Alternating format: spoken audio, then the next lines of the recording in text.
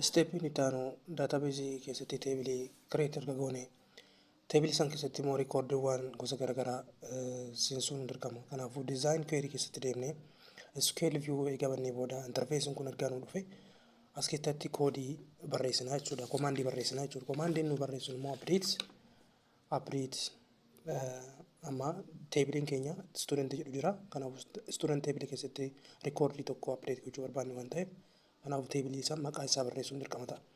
Maqaa isaa barreessuu fi update students jennee erga barreessinee set page is equal to 31.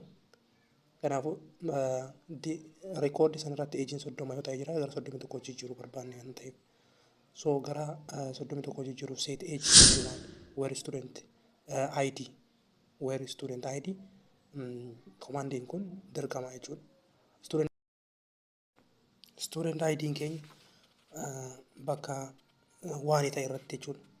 Achirratti akka nu sirraa'uu fi student ID waan jennee ergasii parenthesis keenya ni cufnaa jechuudha. Save goonee ergasii run using maaltu dhufa enter parameter error siin jedha jechuudha. Parameters value is not